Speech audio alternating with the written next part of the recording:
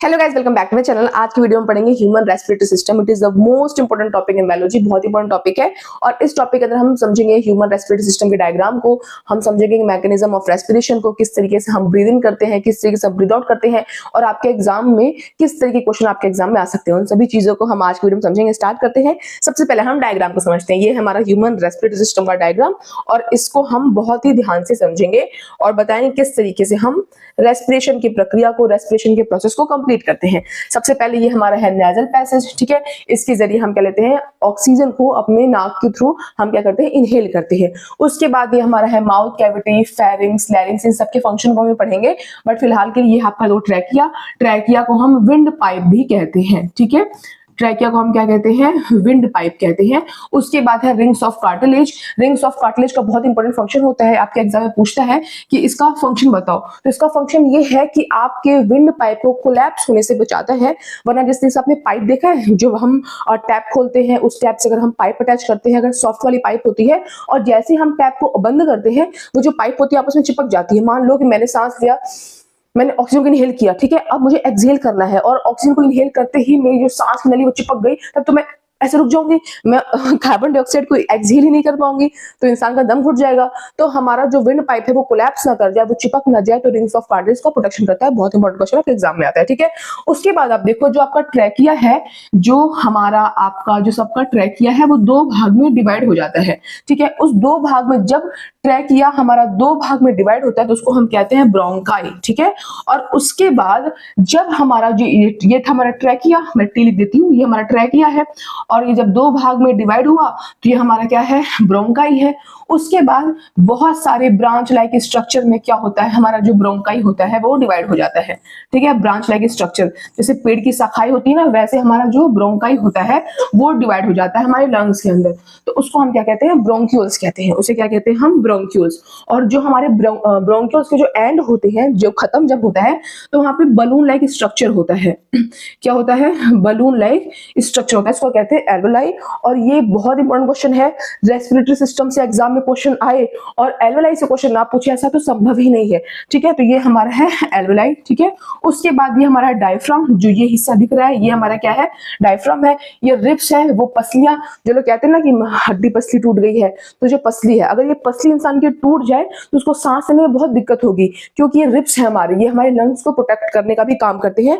और साथ ही साथ देखो, जब हम सांस लेते हैं, हमने जब हम इनहेल करते हैं, ऑक्सीजन को हम अंदर लेते हैं, इनहेल करते हैं, तो हम ऑक्सीजन को इनहेल कैसे कर पा रहे हैं, जब हमारा लंग्स फूलता है तब हम ऑक्सीजन को ज्यादा इनहेल कर पाएंगे। अब जैसे मान लो किसी की पसली टूट गई, तो हम जब इनहेल करते हैं ऑक्सीजन को, तो किस तरीके से कर पाते हैं कि जो हमारी रिब्स होती है, पसली, वो आगे को जाती है, और जो हमारा डायफ्राम है वो नीचे को आता है। तो हमारे लंग्स को फूलने का, फैलने का जगह मिलता है कि जब हमारे लंग्स में ऑक्सीजन एंटर करेगा तो लंग्स हमारा फूलेगा। तो लंग्स हमारा कब फूल पाएगा, जब रिब्स, जो मान लो ये मेरा रिब्स है, तो मेरा रिब्स आगे जाए और मेरा जो डायफ्राम है वो नीचे जाए, तो लंग्स को नीचे से भी फैलने की और आगे से भी फैलने की क्या मिलेगी, जगह मिलेगी। तभी तो मैं ऑक्सीजन इनहेल करूंगी। और फिर जब मुझे कार्बन डाइऑक्साइड को बाहर निकालना है, एक्सहेल करना है, मेरा डायफ्राम ऊपर आएगा और मेरा रिब्स पीछे हो जाएगा, जिससे मेरा लंग्स दबेगा और कार्बन डाइऑक्साइड को मैं बाहर एक्सहेल कर पाऊंगी, ठीक है। तो इस तरीके से ये प्रक्रिया चलती रहती है। अब हम इसको डिटेल में समझते हैं, तो बहुत इंपॉर्टेंट है, आप ध्यान से समझना, ठीक है। अब देखो, व्हाट इज रेस्पिरेशन। रेस्पिरेशन क्या है, तो रेस्पिरेशन गाइस एक प्रक्रिया है जिसमें हम ऑक्सीजन को इनहेल करते हैं, कार्बन डाइऑक्साइड को एक्सहेल करते हैं, और हमको एनर्जी मिलती है। अगर आप सिर्फ ये बोलोगे कि हम ऑक्सीजन को हमने इनहेल किया, कार्बन डाइऑक्साइड को हमने एक्सहेल किया, तो ब्रीदिंग हो गया ना, ये रेस्पिरेशन कैसे हुआ।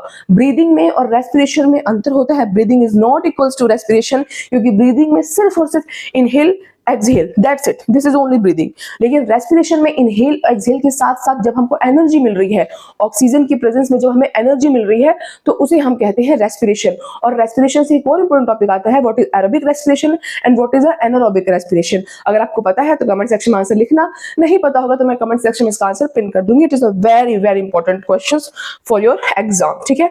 तो वही तो लिखा हुआ है, breathing is not equals to respiration, ठीक है, उसके बराबर नहीं होता है। ब्रीदिंग का मतलब सिर्फ breathing is a physical process और respiration is a chemical process. Physical process chemical process में सबसे बड़ा अंतर क्या होता है कि केमिकल प्रोसेस में एक न्यू सब्सटेंस फॉर्म होता है, तो एक न्यू सब्सटेंस क्या है, एनर्जी फॉर्म हो रही है, इसीलिए respiration is a chemical process. ठीक है, तो breathing is a physical process, सिर्फ उसमें इनहेलिंग एंड एक्सहेलिंग हो रही है, और रेस्पिरेशन में इसके साथ साथ एनर्जी क्या हो रही है, रिलीज हो रही है। अब हम पढ़ते हैं पूरा अपना parts of human respiratory system in order. सबसे पहले नोस्ट्रल्स, जो हमारे दोनों नाक के जो ये आपको होल दिख रहे हैं वो हमारे क्या है, नोस्ट्रल्स है। उसके रास्ते जो ऑक्सीजन होता है, एयर होता है, एंटर करता है। हेयर एंड म्यूकस होते हैं हमारे नाक में, जो कि ऑक्सीजन जब हवा इनहेल करते हैं उसमें जो डस्ट होता है, इंप्योरिटीज होती है, उसको ट्रैप करने का, उसको फंसाने का क्या करते हैं, काम करते हैं। फिर आता है हमारा नेजल कैविटी, कह रहा है कि air becomes warm and moist, उस एरिया में फेरिंग्स। What is pharynx? तो फेरिंग्स जो होता है वो कॉमन पैसेज होता है फूड का और एयर का। एक जगह तक जो फेरिंग्स होता है वहां पे खाना और हवा एक साथ क्या होती है, वहां पे वो जाने का उसकी रास्ता होता है, पैसेज होता है। इसीलिए लोग कहते हैं जब हम खाते हैं या फिर तो उस टाइम पे हमको बात नहीं करना चाहिए, है ना, क्योंकि उस टाइम पे क्या होता है, फंस सकता है आपके नाक से। फिर क्या होता है, जब फंस जाता है तो कभी कभी छींकते हैं तो नाक से भी खाना बाहर आ जाता है, तो प्रॉब्लम होती है। तो कॉमन पैसेज होता है फेरिंग्स, हमारे फूड का भी और हमारे एयर का भी। उसके बाद से रास्ते अलग हो जाते हैं। फूड के लिए आपका ईसोफेगस, फूड पाइप आ जाता है, और विंड के लिए आपका ट्रैकिया। फूड के लिए ईसोफेगस फूड पाइप आ जाता है, और विंड के लिए ट्रैकिया आपका विंड पाइप आ जाता है। ठीक है, फिर उसके बाद आता है larynx. Larynx is a voice box, जहां से ये जो मैं बोल रही हूँ मेरा साउंड प्रोड्यूस कहां से हो रहा है, वो साउंड प्रोड्यूस होता है लैरिंक्स से। किस तरीके से प्रोड्यूस होता है ये मैंने आपको समझा रखा है, चाहिए तो जाकर चैनल पर विजिट करके देख लेना।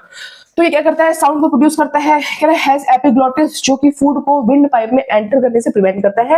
एपिग्लॉटिस का फंक्शन भी एग्जाम में पूछता है कि बताओ एपिग्लॉटिस का फंक्शन बताओ, तो आप बोलोगे ये जो फूड को प्रिवेंट करता है entering into the wind pipe. उसका कह रहा है ट्रैकिया, तो ट्रैकिया होता है विंड पाइप। कह रहा है कि हैज सी शेप्ड कार्टिलेज, जो कि मैंने आपको बताया था कि सी शेप का कार्टिलेज छल्ला होता है, जो कि हमारे विंड पाइप को कोलैप्स करने से बचाता है। और उसके बाद जो ट्रैकिया है हमारा, वो दो भाग में डिवाइड हो जाता है, जिसको हम कहते हैं ब्रोंकाई। फिर ब्रोंकाई आगे फिर डिवाइड होता है, उसको हम कहते हैं ब्रोंक्यूल्स। और उसके लास्ट में हमारा आता है गुब्बारे नुमा आकृति, विच इज एल्वेलाई। ठीक है, फिर कह रहा है ब्रोंकाई, तो ब्रोंकाई में दो ट्यूब्स होते हैं जो कि मैं लंग्स में एंटर करते हैं। Bronchioles smaller branches inside the lungs, कि ये आपका विंड पाइप, ये आपका ब्रोंकाई, और उसके बाद आपके बहुत सारे जो ब्रांच लाइक स्ट्रक्चर वो आपके क्या है, ब्रोंक्यूल्स, और लास्ट में क्या आता है, एल्वेलाई। ठीक है, तो एल्वेलाई ये क्या है, ये टाइनी एयर सैक्स है, site of gas exchange. It is a very important point, आपके एग्जाम पूछता है कि फंक्शन ऑफ एल्वेलाई बताओ, तो it is a primary site of gases exchange the human body, है ना। यहीं से जो गैसेस होता है, जो ऑक्सीजन होता है, उसका आदान प्रदान होता है। इसी के जरिए जो ऑक्सीजन होता है वो हमारे ब्लड में मिलता है, फिर हार्ट के पास जाता है, फिर ऑक्सीजन वाला ब्लड हमारी पूरी बॉडी में पंप होता है। तो alveoli is a very very important point two remember. ठीक है, उसके बाद कह रहा है कि surrounded by capillaries, thin walls and large surface area, जो हमारे सरफेस एरिया को एक्सपेंड करने का भी काम करती है। आप यकीन नहीं करोगे हमारे हार्ट में कितनी सारी एल्वेलाई होती हैं, अगर इसको खोल दे तो बहुत बड़ा एक टेनिस कोर्ट जितना एरिया आपको देखने को मिलेगा। उसमें कह रहा है मैकेनिज्म ऑफ ब्रीदिंग, कि किस तरीके से हम इनहेल और एक्सहेल करते हैं, वो मैंने आपको भी समझाया, स्टार्टिंग में समझाया था, वही लिखा हुआ है, एक बार और समझा देती हूँ। कि जब हम इनहेल करते हैं तो क्या होता है कि हमारे रिब्स जो होते हैं, मैंने इनहेल किया, अब क्या हुआ, रिब्स आगे को गया और जो मेरा डायफ्राम है नीचे को गया, लंग्स को फैलने की जगह मिली, और मैंने इनहेल की मैंने प्रक्रिया पूरी करी। और अब मुझे एक्सहेल करना है, तो उसके लिए मेरा रिब्स जो है वो पीछे को आएगा, जो मेरा डायफ्राम है वो नीचे से ऊपर उठेगा, लंग्स को मेरा सिकुड़ेगा और कार्बन डाइऑक्साइड मेरा बाहर आ जाएगा। तो ये प्रक्रिया हमारी चलती रहती है। It is a mechanism of inhalation and exhalation. तो आज की इस वीडियो के लिए बस इतना ही। मुझे लगता है मैंने सारे पॉइंट्स कवर कर दिए हैं। आपके एग्जाम में यही से क्वेश्चन आएगा, इस पूरे मैकेनिज्म को अच्छी तरीके से समझ लेना, और आप इसका स्क्रीनशॉट भी चाहो तो ले सकते हो। तो दैट्स इट। वीडियो को लाइक करना, शेयर करना, सब्सक्राइब करना। That's all. Bye guys.